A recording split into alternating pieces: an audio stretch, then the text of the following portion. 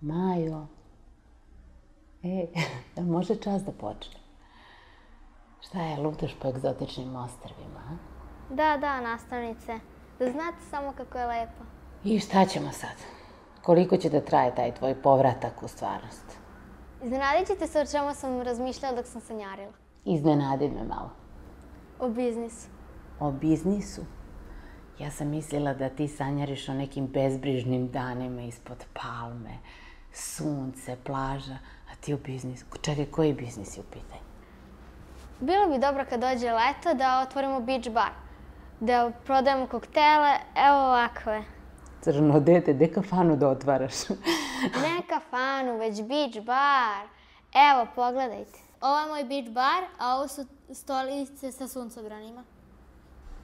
A gde ti stoje sokovi? Jao, zaboravila sam šank. Dobro. I gde će biti šank?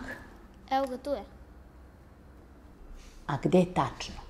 Pa na sredini mog beach bara. Dobro, okej, ali šta ćeš s majstorima? Kako ćeš ti njima da objasniš sad gde je ta tvoja sredina? Gde da postave šank? To je već problem. A kad imamo probleme, u pomoć zovemo... Matematiku. Svuda ta matematika. Ajde, da čujemo. Sad razmislim. Ako tvoj drugar, koji služi koktele po ceo dan, hoće da mu bude sve jedno do kog stola će da nosi piće, onda bi udaljenost od šanka do bilo kog stola trebalo da je ista, je li tako? Pa da, logično. Zašto bi jedan od 3 stola bio udaljeniji od šanka? Ove 3 linije su jednake dužine i sve izlazi iz jedne tačke, vidiš? Ako nacrtam kružnicu, čiji je poluprečnik upravo jednak udaljenosti od šanka do jednog stola, sva 3 stola su na toj kružnici.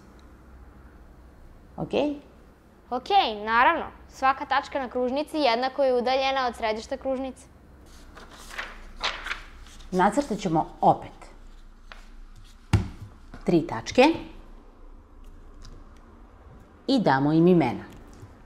Tačka A, tačka B i tačka C.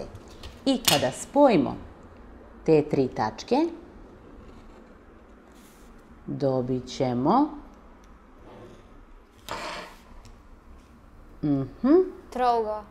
Da. Sada nacrtamo kružnicu koja prolazi kroz tačke A, B i C. Kako nalazimo njen centar? Lako. Otvorimo šestar više od pola duži koji tražimo simetralu. Neka je to duž, na primer, BC. To je ova stranica trougla. Otvorimo šestar i iz svakog temena nacrtamo polukružnicu.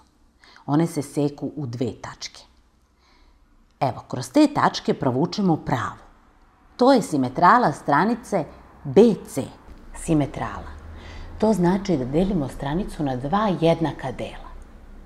Znači, ako ponovimo sve za stranicu AC, imamo 2 simetrale. Iz tačke preseka simetrala povučemo kružnicu koja prolazi kroz sva 3 temena trougla. Šta smo naučili? Wow, sad znam gde da stavim šank.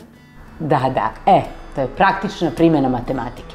Ajde da nazdravimo sad nas dve za taj tvoj bar. Živeli! Tačka u kojoj se seku simetrale stranica trougla je centar opisane kružnice trougla.